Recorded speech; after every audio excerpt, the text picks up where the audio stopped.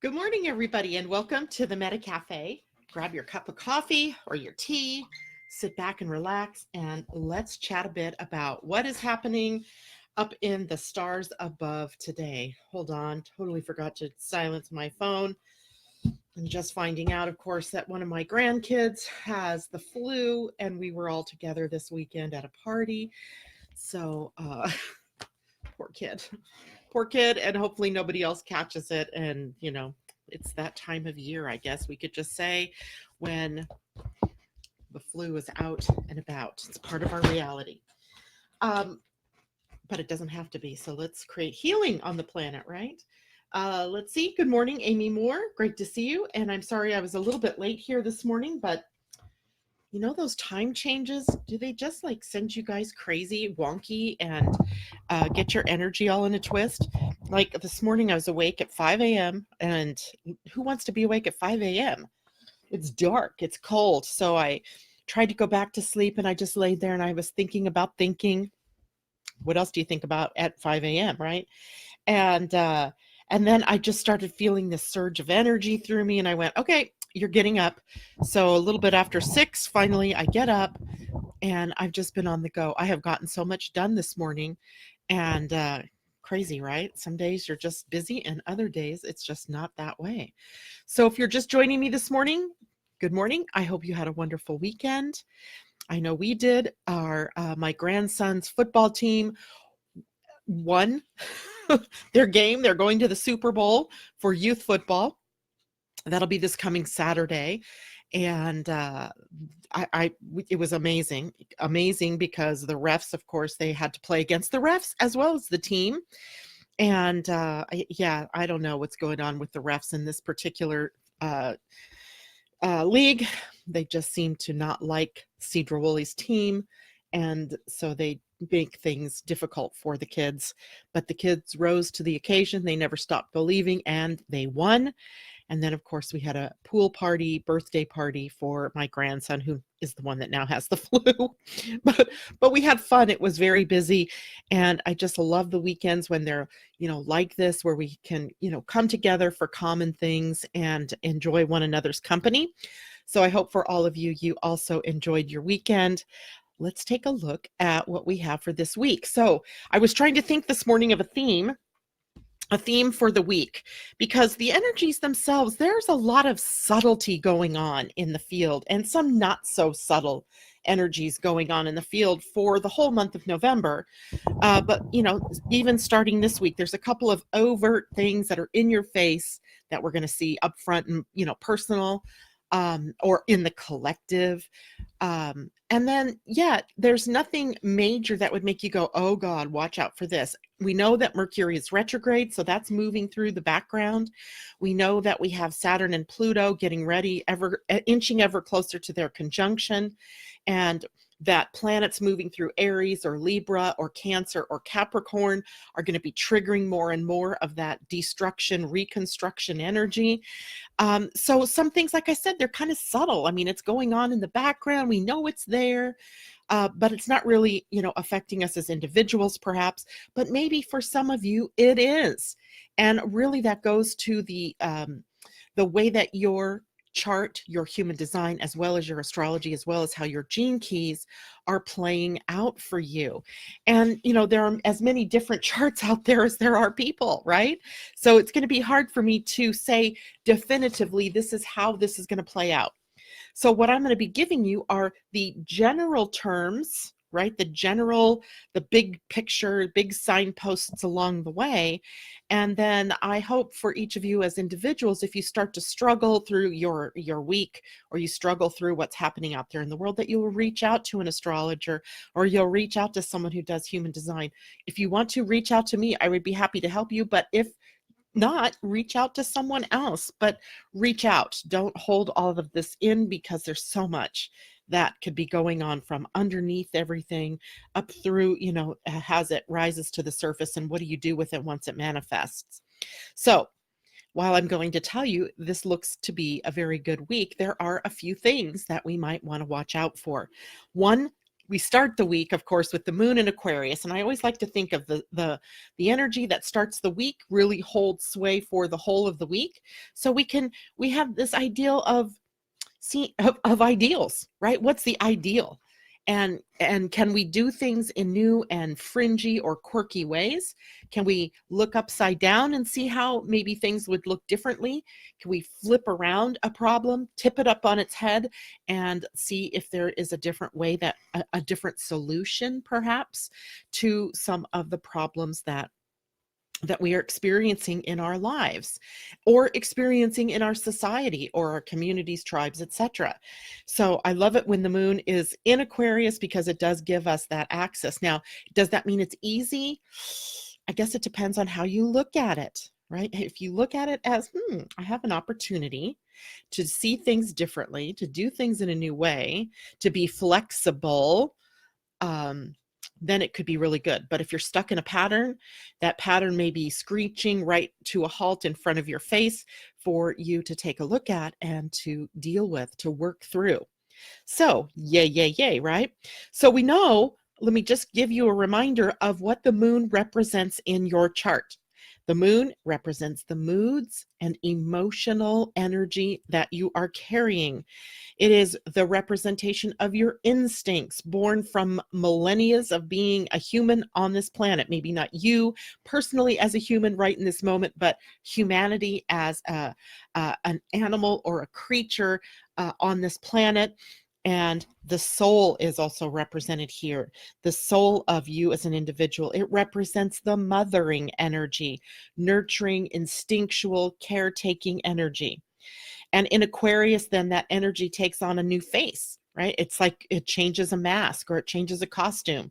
And in Aquarius, we have that seeing new solutions to old problems kind of energy, as well as the quirky, inventive, genius sort of energy. So I really do love the energy of the moon in Aquarius. It doesn't always go so easily, but I don't see any major sticking points. Now we do have today the sun in a square to the moon. That means we've come to the first quarter moon, right? The first 7 days into the new moon cycle that began with the new moon a week ago. And that means that we call this point in the cycle, the crisis of action. It is the crisis of action because some form of tension or crisis or drama may erupt out of the field for no reason whatsoever that you can put your finger on, but there it is. And it may disrupt or put a tension around what it is that you're trying to manifest or what it is that you set as an intention back a week ago in the new moon that you're trying to express now. So there may be obstacles, there may be outer world resistance, there may be something that pops up that you interpret as something that means that you can't have what you want.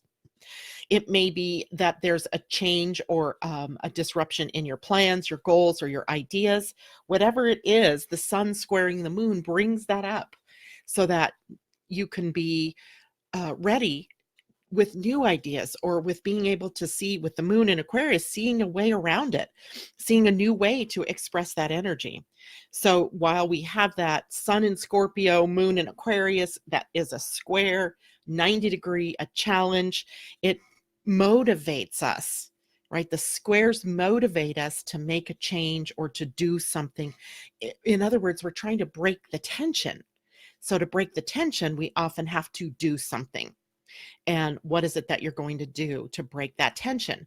And I would say, rather than reacting to the tension, respond, right? We want to respond to what is showing up in our outer world. So I hope that helps everybody as far as what's the moon and the sun are up to. Everybody's checking in now. We have Kristen and Colleen and Latricia and Asa and Laura. Good morning to you all.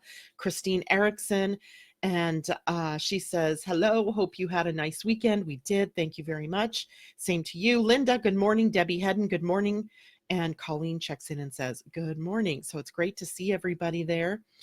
And I hope you all had, like I said, a wonderful weekend, at least maybe some time to relax, to sit down and enjoy. I also had a football game yesterday, the Seahawks. And oh my gosh, talk about a nail biter, right? Sometimes football can be the source of more anxiety for me than anything else in my life. But yesterday, they ended up victorious. They stood the test of the obstacles, of the challenges, of the resistance to their plans and their ideas and their goals, and they won. So you too, right, can stand the test of those obstacles and win in your own life. Although I would say it's not really about winning or losing in terms of your life. It's more about success and being able to learn something and to evolve. Now, likewise today, the moon is also in a trine to Mars. Recall, a trine is a 120-degree angle. It evokes a sort of flow or smoothness between the energies of the two planets. In this case, the planet Mars, action and dynamic forward motion, maybe even assertiveness or aggressiveness on the other end. It's very masculine energy, very yang energy. And it is in a trine to the moon, also in a sign that does like to take action, but Uranus is the ruler in that place. And so sometimes the action isn't exactly what you thought it was going to be. So the direction that you take may be something new. Maybe I'm going to try this and see how it works. And yay, if it does. And if it doesn't, well, that's one more way I know not to create the light bulb, right? So a trine to Mars in Libra is energy to do, but we may waffle a bit because Mars in Libra is in a sign that likes to see all sides of something before it takes action, before it actually makes a move. And that energy to do isn't so happy in that energy of waffling. So there could be this little bit of irritation developing between the confrontation of Mars wanting to go, go, go, and the moon in the sign of Aquarius that's a little bit more let's go in this direction. Mars wants to go that way. Moon wants to go that way. Interesting sort of energies today that way. Here's where a lot of the things that we've been talking about comes into play. Because if you think and act in response, but in an outside of the box way, i.e. being more flexible, you may find that today works right nicely for you, real smooth. But for those of you who are still in resistance, it may be a little more difficult, right? As you're kind of holding back or staying stuck or rutted in older energy. So yeah, lots to think about today, but maybe it's about not thinking, right? Mercury's in retrograde, so it pulls our mind and our intuition inward, or our mind, and our communication inward. So listening to the inner voice is more powerful right now than really listening to the mind. So remember, Mercury brings us backwards or inwards. So what does your intuition say? Does it say let go and move forward? Or is it telling you, maybe it is telling you that you're someone who moves forward too fast and it's time for you to stay and consider a little bit before you make the next move? All of that is sort of up to you and how it is that the energy plays out in your own chart. By the way, if you guys have any questions, go ahead and put those down here in the chat and I'll take a look at those. Good morning, Catherine and Ann Stevens. And Amy Moore says, sounds good. I need a break from my mind. It's interesting because this week I start a book study with a group of people. Some of you are in the morning show, I see sometimes too. So it is called The Psyche, Understanding the Psyche. And it's right. I had to totally let go of my mind as I've been reading these chapters, because if I try to do it with my mind, I get lost. But if I stepped out of my mind a bit, I could understand it it's a very weird thing to say, if you step out of your mind, that you can understand the words, because we equate words with mind, functions. But I got to tell you, I had to step outside of my mind, because when I did, I could understand. When I was in it, I was trying to get to every word and seeing what every word meant. Whoo! And there was just no way. And I think the author, on some level, whether it was subliminal or right out, she was overtly trying to do this, wrote it multidimensionally, in that There were times she's speaking from the more highly spiritual, conscious, unconscious or subconscious mind, and other times she was writing to the conscious mind. It's pretty amazing when you see that, and you can stop yourself from getting drug into old patterns that way, even in how we process information, and being able to see things in a different way, or to process things differently. And that's kind of magical, I think. So maybe we even could look at the week as potentially magical and mystical. Now, if we look at the week ahead in terms of other energies, there are a couple of bumps along the way. One begins to develop today, actually becomes more exact tomorrow, and that is Mars squaring Pluto. Oh, Mars squaring Pluto. They're both the rulers of the sign of Scorpio. That's been responsible for digging up old emotions and hurts and grievances. It has been the exposer of secrets and the whistleblower energy that we've been seeing out there in the outer world, and things coming up from the surface, and then people responding to that with the scorpion sting, instead of rising up to the higher level and being able to see like the eagle across the perceptions, looking from a higher perspective to see what things mean. So I would say that likely in the collective, there will be a ripple of power struggles going on through the week. And it might rise and fall at various times. I think tomorrow it comes to a sort of crescendo. And what's new there, right? What's new, because that's been going on.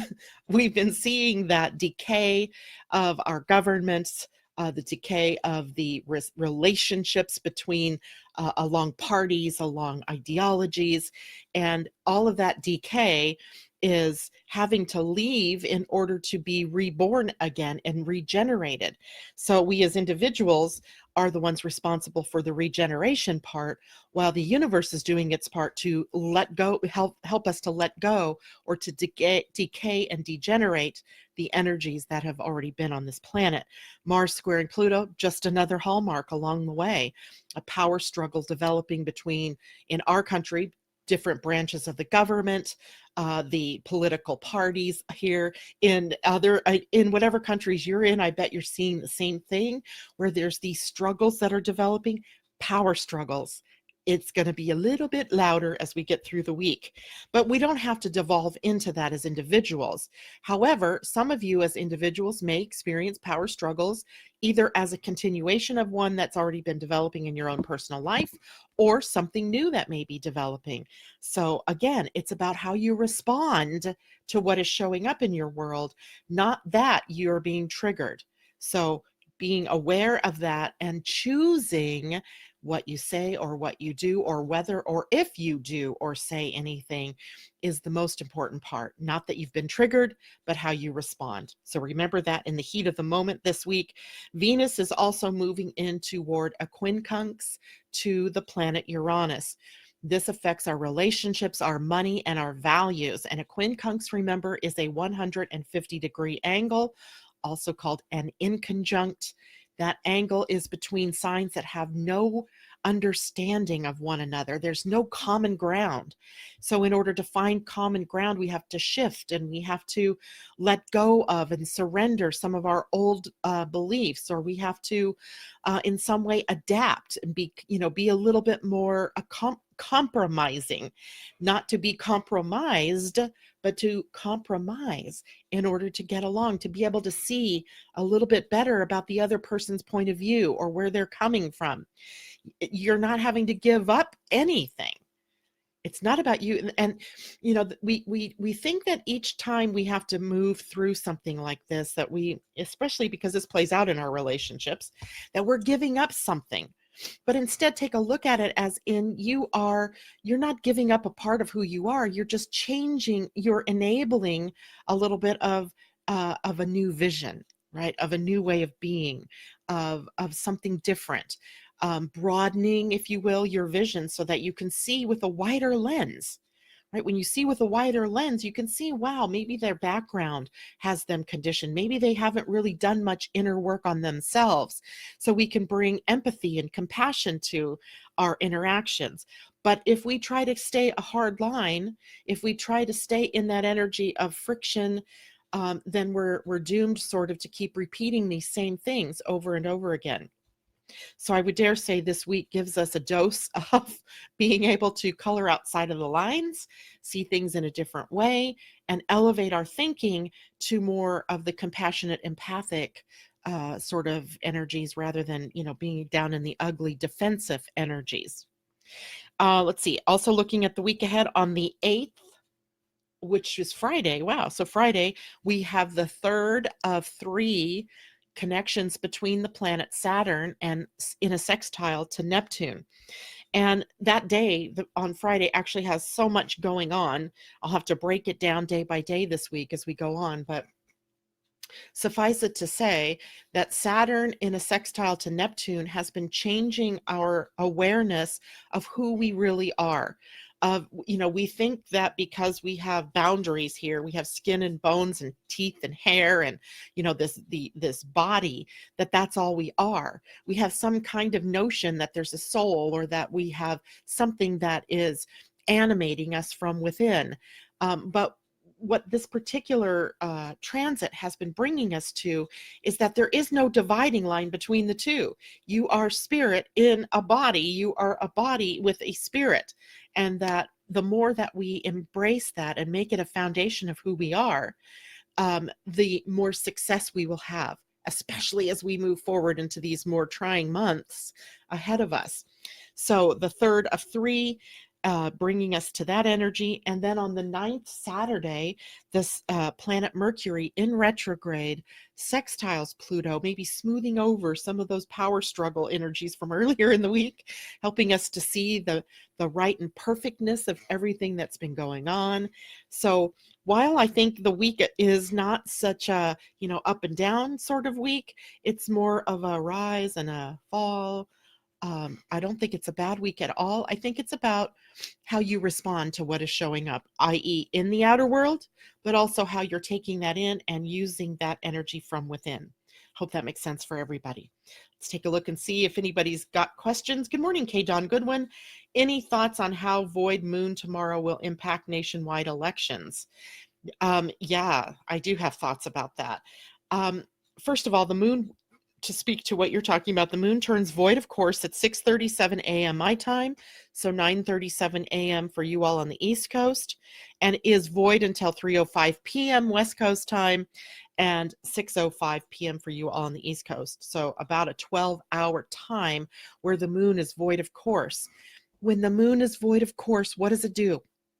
Right? It takes us inward. It makes us look within instead of just tying into the field of noise that we have out there and voting in that reactive knee-jerk manner. We can take the time to consider what our votes are really in or are meaning for us. For example, some states, like in our state, we've already voted, right? Our votes are our ballots, are due on Tuesday, tomorrow. But we've had the last couple of weeks to actually make our voices heard in that we have mail-in or drop-off ballots, kind of like absentee ballots used to be. The whole state, we don't go to polling places or anything like that. Or at least I believe the whole state is like that. In my county, for sure, it's like that. And so the tale is already told in this state, but other states, you may actually have to go to polling places and do that. So what I would say to all of you would be to vote with your conscience, right? That's what the moon is taking you to. Vote with your conscience. What makes sense from an internal evolutionary prospect as opposed to the field of noise that's in the outer world.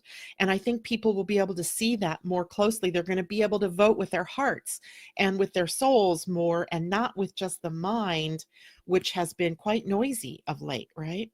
So I think it bodes well for the election. And the moon does not move into Pisces until after 3:08 p.m. or 6:08 p.m.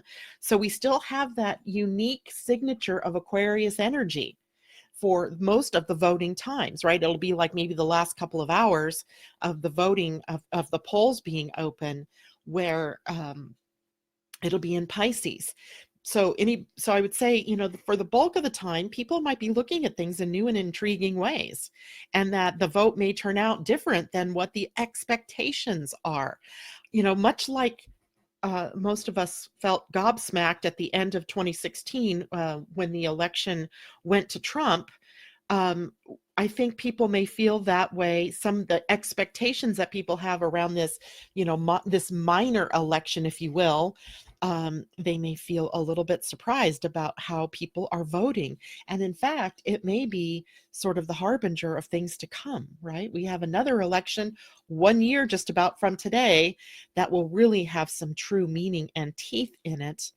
And it'll be interesting to see. I'm really looking forward to the results, to see how people are responding. Are they responding or are they reacting? So interesting. I hope that answers your question, Dawn. I know you're in an election. I think it's the dark horses that win, or I don't want to call them dark horses. What is the other, the unexpected, the underdogs might just be the ones that pop out into the field as winners this election. Amy Moore, that makes perfect sense to me. I always feel I understand far more than I can articulate. I know. Londa says, I see it as we are all on different soul levels. Our consciousness is different than others. It's not a level of comparison. It's just everyone is on a different path. Some on a path of mastery. I would say everyone is on a path of mastery, but it may be what you're mastering is different than others. And, there's different levels of mastery, right? If you play any kind of video game, you can't go to the next level till you beat the boss at the end of the first of the level before. So it still shows a level of mastery when you've moved through that level and you are moved up to the next level. So we are all on that kind of energy. And Londa, good point. It allows us to step back and not judge one another. Love that. Colleen says, we have to go to the polls in New Jersey. I love that we do not have to do that here. Lisa Kenny says, like swells in the ocean. Oh, good one. I like that one, Lisa. And yeah, Amy Moore, overwhelming majority of American presidents were Aquarius sun sign. Fun fact. Here's another fun fact. The chart of the USA has the moon at 25, or is it 26? I think it's 25 degrees of Aquarius. No president has ever been elected that didn't have some kind of powerful connection to that 25-degree Aquarius moon. And so when you see candidates, one of the first things we look at candidates, like the Democratic field of candidates, is if we can get a correct chart for them, that we're looking to see, do they have a connection to that 25th degree of Aquarius, the Aquarius moon? Why? Because the moon in the chart of a nation is the people. Do they connect to the people? If they don't connect to the people, and they can make different connections to the people. If it's a Mars connection, maybe they make people mad or rile them up. If it's Venus, then they have a different effect. If it's the moon of the president or the candidate affecting the moon of the people, there's a synchronicity going on here. They have a synchronous consciousness. So it's interesting to see that. I mean, there are far more other things to look at in charts as we compare them. But looking at the moon is like the first thing, right? You could just draw that candidate almost out of the picture because they don't have a connection, if they do not have a connection to that 25-degree Aquarius moon in the chart of the United States. And you could do that likely with other countries as well, wherever the moon is in the chart of any country that you're living in. And you can get the charts of countries quite easily. Just Google them. And the astrology of Spain, the astrology of England, the astrology of XYZ, right? You can get that and then likely get a chart. And if you're facing an election, or for England, for example, Brexit, what does that chart show around Brexit? What is the mood of the people in the chart of the British Empire or Britain or the UK? And how does that play out against the background of the people? So it is kind of an interesting way for us to look at what elections might do, especially with people, right, who will be elected as the next president, etc. And anyway, that's about as far as I'm taking that one. I don't want to I have other things I wanted to get to today. Now, I want to do quickly, not quickly maybe, I want to switch gears here to the Pleiadian-Earth energy. So you know that the Pleiadian-Earth energy is also the calendar, but it's also an astrology book, Charting the Spirals of Consciousness by Pia Orlean and Colin Baird Smith. And I absolutely enjoy this text. If you are so inclined, it's not that this is not an astrology book that's meant for astrologers necessarily. I think almost anybody can really kind of understand it. And I kind of love that. But I also love that I can pick out depth in the book. So as I was looking at that book this morning, because I had extra time, I wanted to go to the book because today we move into the energy of 4 feeling. 4 wasn't the part I was so interested in, but I was really interested in the feeling part. Feeling energy is Muluk in the Mayan calendar, and Muluk was the energy of emotion, water or rain. So it reflects 2 things to us. One, the energy of memory and emotion that water holds, and then it also evokes for us as individuals that we are also comprised of mainly water, and that we are then vessels that reflect emotion. And so let's talk about the feeling energy first, or Muluk. So much like regular astrology, we can often look to a planet that holds maybe rulership or sameness or equivalency with the energy from the Pleiadian calendar. And this has a very distinct moon influence, as you might imagine. Emotion, moon rules our emotions and our moods, etc. And as we are primarily water beings, we are affected by the tides on the planet itself, which is an exertion of the energy of the moon.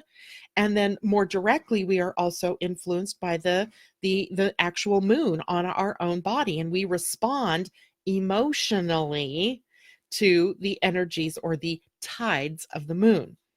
Now, in this case, on this kind of day, often thought follows emotion. You feel an emotion. Let's just say something triggers you, someone makes you angry. And from that emotion, now you begin this thought process, right? The thought process is, well, that person sucks. They make me mad. I don't like that person. They're ignorant. They're blah, blah, blah, right? Blah, blah, blah, blah, blah. And so here we have to pay attention to our feeling state so that we have the energy to choose what it is that we want to think. Believe it or not, you choose your thoughts. How many of you thought of that?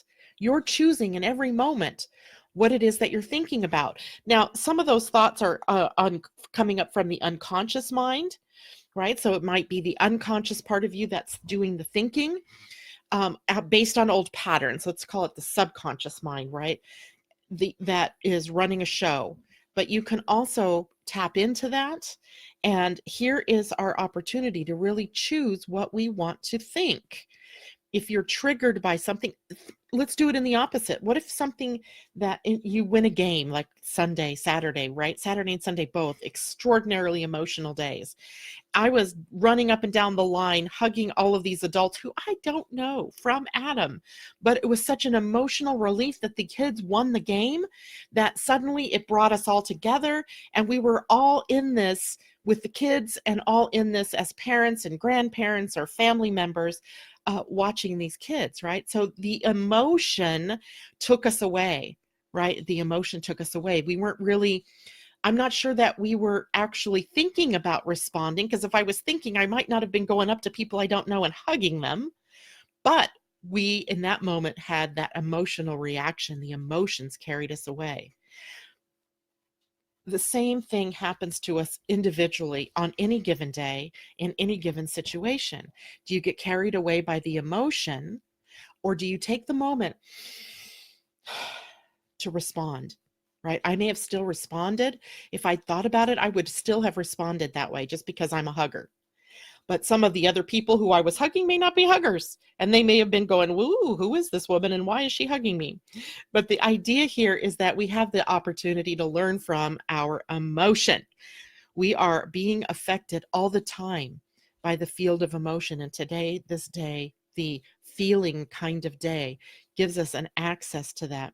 We get to change our inappropriate thoughts and our inappropriate beliefs and our inappropriate behaviors, because if we take the time, right, if we take that breath and we get to see what it is.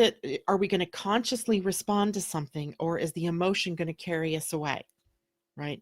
And often it is the case that emotion carries us away, right? And if it's the emotion of joy, really no real harm done. But if it's the emotion of anger or confrontation or you know, all of those kinds of more negative frequency emotions, a lot of harm comes. So we get to be very aware of that. Now, the 4, the number, is the universal energy of the day. So no matter what life form you are, no matter where you are in this universe of ours, we are resonating with the energy of 4, which is the number that defines our reality. It is the boundaries and the limits and the physical, right? It's the very physical manifestation of this world. It is the very foundation energy. And so we, the foundation to what we have created. I could go so far with this, really. We could go so far with this, right? Because one of the things that I'm learning about in this book that we're reading are about these 2 frames. One's frame 1, and then there's frame 2. And these are frames of consciousness where our reality is arising out of our unconscious, and then in seconds, within minuscule of a second, the choice is made and it becomes conscious and visible in the world. So our reality, which we already know is not solid, right? We may think our desks are solid. We may think that, we're pretty solid in the physical world. This microphone is pretty solid, but it isn't, right? It's made up of mostly space. And in that space, we are constantly choosing, both as a collective and personally, how things are going to show up in our world, right? What's the foundation going to be? What are the boundaries of reality? And the more that we, begin to realize that we're co-creating this reality all the time, the more responsible we become. Let me it goes deep, right? This takes us deep, and it takes us to like very difficult to understand territory. But this is where I was saying, as I was reading this book, on one level, my mind was in rebellion of it. It was like, oh my God, say that again, read that again, see that. What are those details again? What are those facts and figures again? But on the other hand, my beingness got it.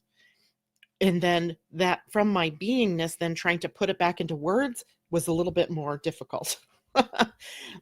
Anyway, so Amy, the overwhelming majority. Oh, yeah, we talked about that. Colleen says, I hope our underdog doesn't win. 1950 is long gone, but he wants us to go back. No, thanks. Well, remember, too, the nature of Aquarius is always forward looking, right? It looks to the future. It takes the best from the past and builds a solid foundation so that we have something to move to in the future. So it's not just that it's not that the underdog is favored, but let's just say if everybody is, there's not going to be any true foregone conclusions for any of these. Now, it also depends on the area you're in. If we took New Jersey's chart, Colleen, because you're New Jersey, right? There's going to be influence there, as far as the birth chart of that state and how that imbues the people, the residents, the voters of that state to vote. Right? Because where's the moon for New Jersey? In the state of Washington state, where I live, is a Scorpio state. And so when things happen big in Scorpio, it is important we end up seeing ourselves as important on the world stage. Some of the votes that we do, particularly environmentally, set the stage for what other states are going to do. That seems to be sort of the role that Washington state plays. California, big energies in that state. So your state has some kind of energy signature that flows into the state of the chart of the US, but then each of you as individuals who form the community or form the nation or the state, of New Jersey, also have energies that are sort of in confluence with the energies of the state and the energies of the country. So it's like being a piece of a tapestry, and the tapestry being a piece of a bigger quilt or a bigger picture. Hope that makes sense. Colleen, uh, my daughter got to register to vote on her 17th birthday, as her 18th will be after the deadline to register for 2020. It was exciting. Awesome. And good morning, Catherine, Lucas, Kathy Miller's joined us. Good morning. Okay, so nobody's making any comments about some of the things that we've been talking about. I know it's deep and I know that it's hard to understand maybe, but maybe we just don't need to understand it. Maybe we just need to go with the flow of it. That would be even better. I guess the main message is to make sure you understand that you are also creating your reality. All right, so done with the astrology for the week. Let's take a look at something that jumped out at me this morning. I have the new human design chart for the week. We are still with the sun at gate 44, and that's where I'm going next to talk to you about the deeper meaning of the gate 44. Londa, so I'm glad to see you because it was because of you that I did that, because of your question. So here we have our chart as it stands today. We are connected from the sacral to the spleen via the channel 5734. And then we also have a connection in the head to the ajna via the 6124, which is the channel of rational thinking and kind of part of, well, the shadow. Remember, at the gate 61 is psychosis. So we have some difficult energies going on between the head centers, but I wanted to talk about the connection, the lower connection here, this, the center of the sacral connected to the spleen. For those of you who are projectors, manifestors, and reflectors, projectors, and manifestors, you now have this defined sacral. And it's defined through this channel called the channel of power. And all of this is in a stream of energy, a circuit of energy in a human design chart that's called the stream of self-awareness. So we are becoming awakened to the self. And a part of that awakening, as it would have us look at right now, is about power. Remember, I said earlier that Mars squares Pluto tomorrow. We're building up to really looking at power struggles, etc., and our self-awareness about how the energy of power plays out. Now, these streams and these channels also have a hologram associated with them. So when we look at a gate, we look at it through the shadow, the gift, and the siddhi. Well, these channels also have that same kind of hologram where we can see the shadow, we can see the gift, and we can see the siddhi. So in the channel of power, the lowest expression, the shadow energy is brutality, right? Brutality. And, we see that all over, the country with shootings. We see that in other countries with the way they treat, people, the other, right? Tribe against tribe. And so we are definitely still working this shadow. We have not completely awakened. We have not completely come to self-awareness because we still are seeing in the field around the planet this energy of brutality. But brutality moves us up to power. The gift is power. And what does that mean, right? What is power? So these are contemplations in terms of what does it mean to have power, to be in power, to be powerful. And then in the highest expression, the siddhi is essence. And if I had time today, I would take a look and we'd go through some of those words and really look at them. But suffice it to say, this is an organizing principle about your energy. How you move through your world, through your life, is based on self-awareness. The sacral, the red, this is the center for its vitality, life force energy, right? This is the basis for what you do. If we look at this is your human doing center. It is the center that organizes your energy, your action.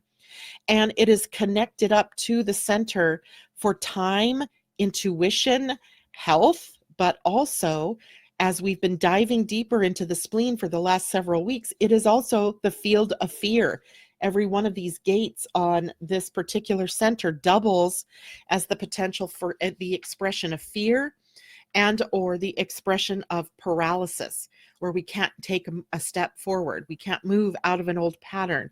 We're caught up in the fear field. So what we have here then is self-awareness that is channeling our action, our doing in new, perhaps more powerful ways that exclude brutality and force, but sanction things of seeing people in their essence, right? Going to the heart of something.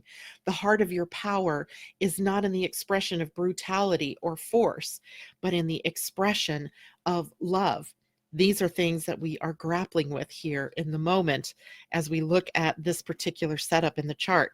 Now, the planet Mars, let me see if I can color this in that you guys can see. The planet Mars tomorrow will move into the gate 32.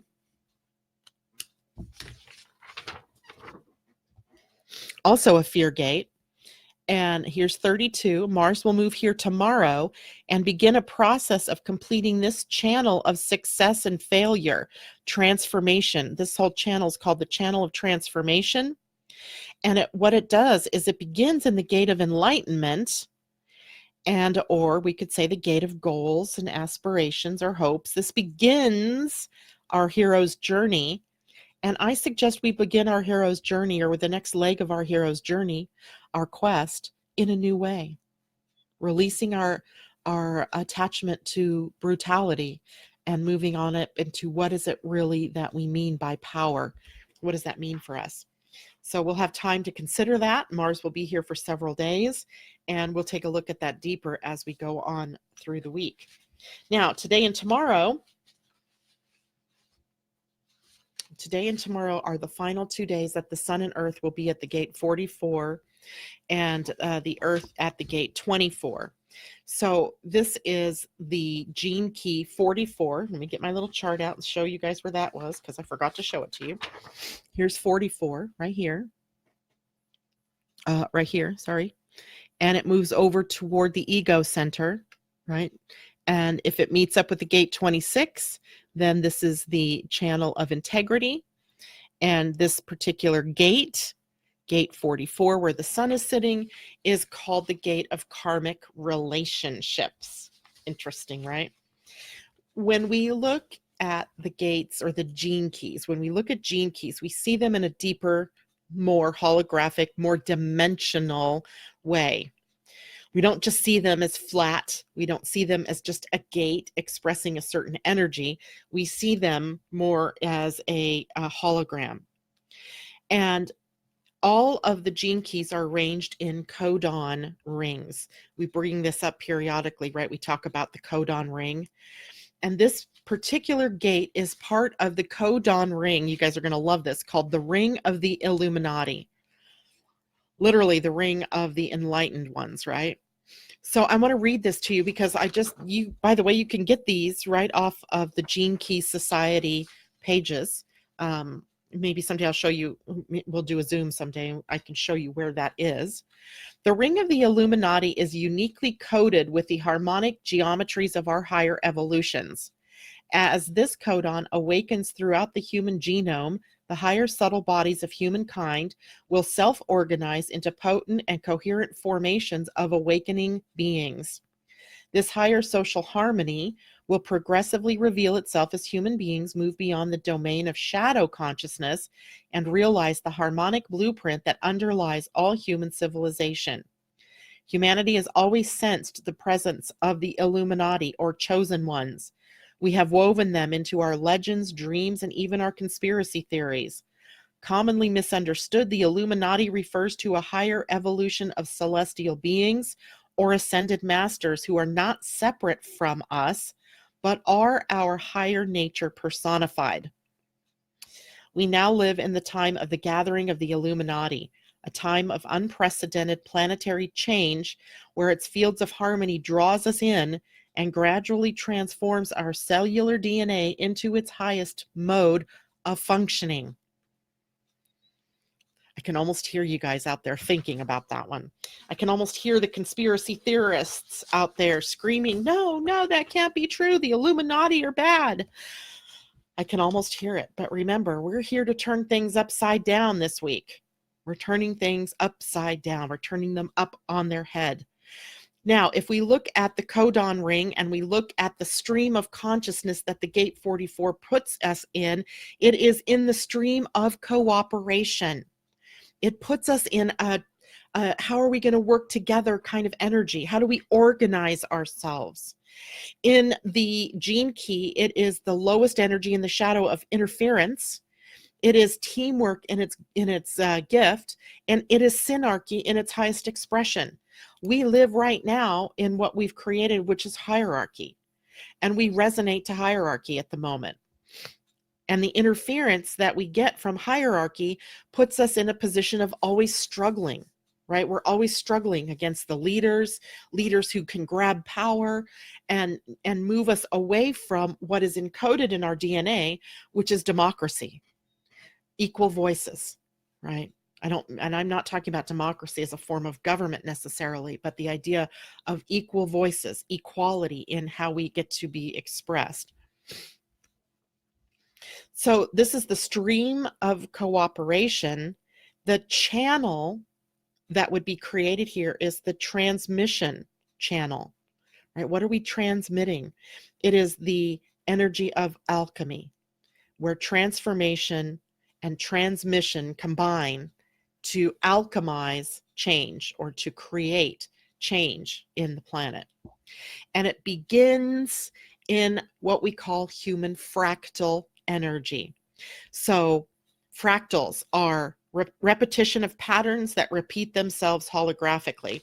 I don't know if you can see it. I bet you cannot. No, you cannot, because my printer didn't print it that finely.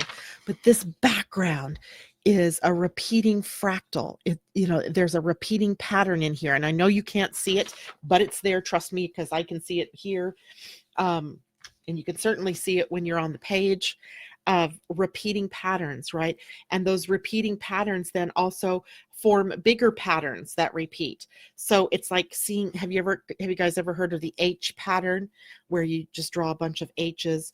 By the time you're done, though, you've got 4 big H's in a square, let's say, but it's made up of maybe, I don't know, however many, 64 maybe H's in each quadrant.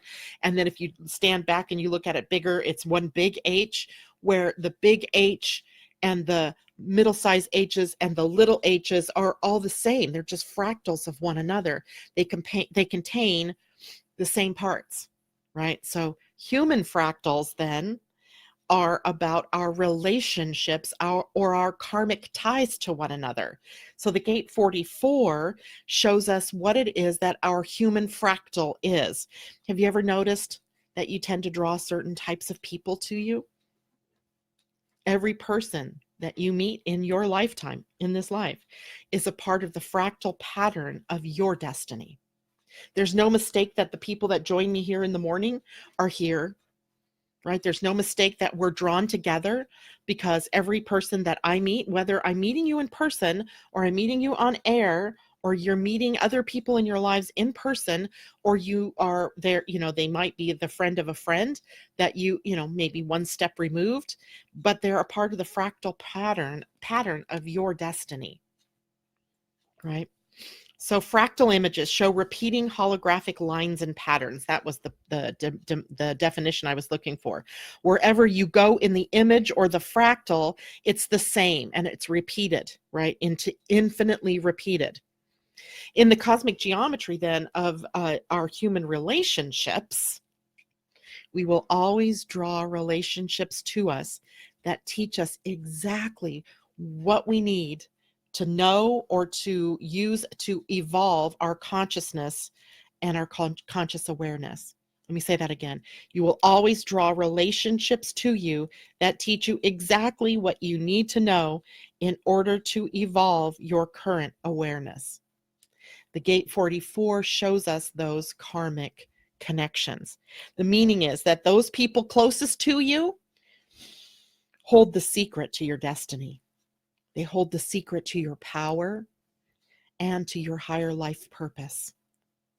Whether you like them or not, whether you have great relationships with them or not, they hold the key. And as you learn from each of those relationships and master the lessons, your frequency increases or changes, heightens, and you attract then higher frequency individuals to you, right? The fractal begins to change a little, and people with more awareness come to you, or you come to know them. That's the very basis of then the Gene Key 44 is about our karmic relationships with one another. Is everybody getting this? Colleen, yeah, look up New Jersey's chart. Do. Laura says, I love when you bring new ideas forward. There are so many dimensions of the unknown that are opening up to us. Thank you for sharing all of your knowledge. You are so welcome, Laura. And thank you for saying that, because sometimes I feel like I get way out there. I see things so differently. I think it's because my Jupiter sits in Aquarius. And Londa, you're, anybody born around the 60s, like 60, 61, 62, maybe even we had a lot going on in Aquarius. And so we do tend to see things differently, maybe not necessarily correctly. I don't want to say that, but definitely we have that tendency to help people see things differently. Let's put it that way. Now, let's start to break the shadow energy down, right? We want to break down the shadows. And we talk about the shadows because we want to break them down. And we want to break them down so that they will transform into the gift levels, right? So when we are focusing on the shadow, it's not that I'm saying, let's put more energy there.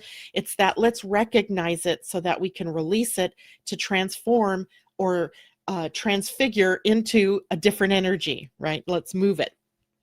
The shadow energy in karmic relationships is interference. In the I Ching, by the way, this particular gene key or gate or hexagram, depending on the system you're using here, is called coming to meet.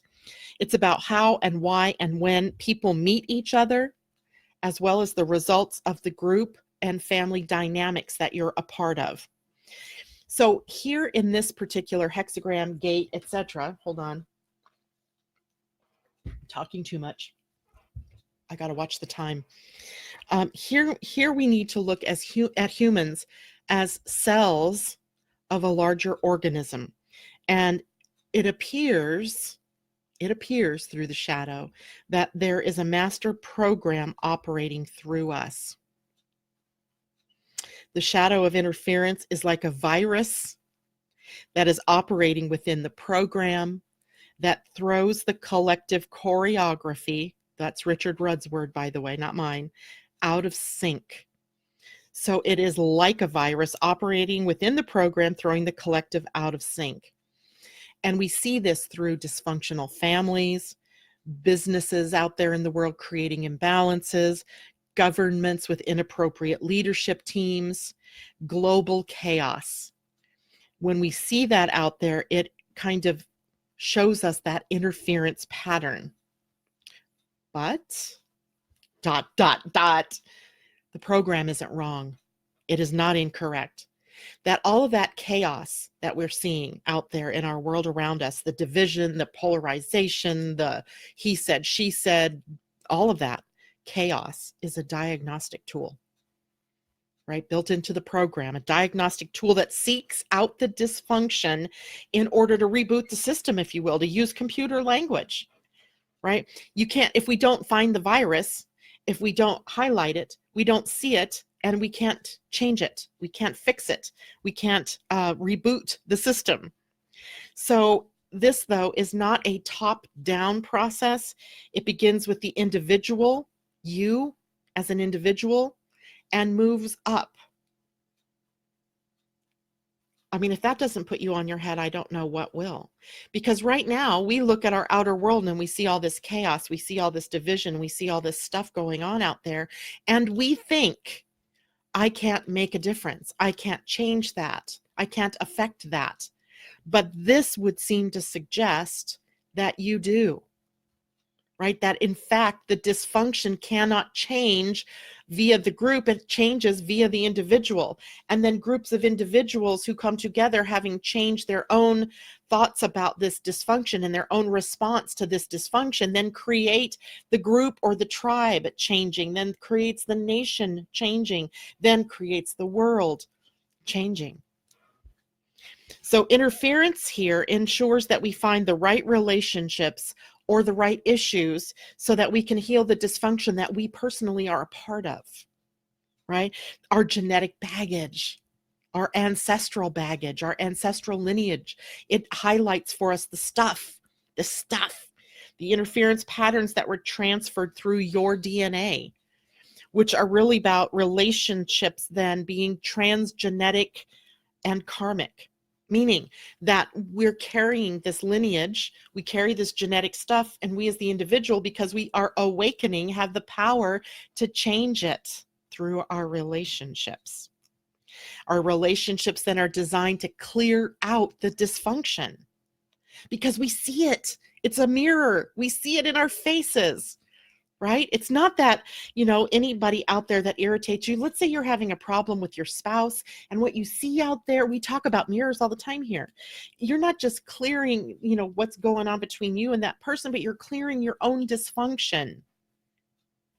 In the mirror, you never see the other person's dysfunction. You're seeing your own. And until couples, partners, and groups of people together are willing to clear the dysfunction, we're going to keep repeating it. So we have to come together, clear it for everyone, because that's what we're here to do. We're here to clear the ancestral line. So those of you who are carrying the gate 44 in your DNA, defined, you all have it. Some of you have it defined. Others of you have it open. Right now, everybody has it defined while the sun sits there. And we're here to clear out the interference patterns. That's it for me for today. Tomorrow, we'll take a look at the gate 44 as the last day of the gate 44. We'll take a look at the gift of teamwork and its connection to smell. That'll be fun, right? Smell. You smell the people around you that are correct. There's a sense of smell involved in the people that you are around. Okay. If any of you have any questions, you can still go to my website, www.living-astrology.com. You can, up at the very top, it says janet@living-astrology.com. That's my email for my business. You can reach out and send me questions through that. I'll be happy to discuss them with you or bring it here to the show for everybody to be able to understand things more deeply. That's it for me today. I hope all of you have a wonderful day. See you tomorrow morning, 8 a.m. Pacific time. Have a great one. Bye for now, everybody.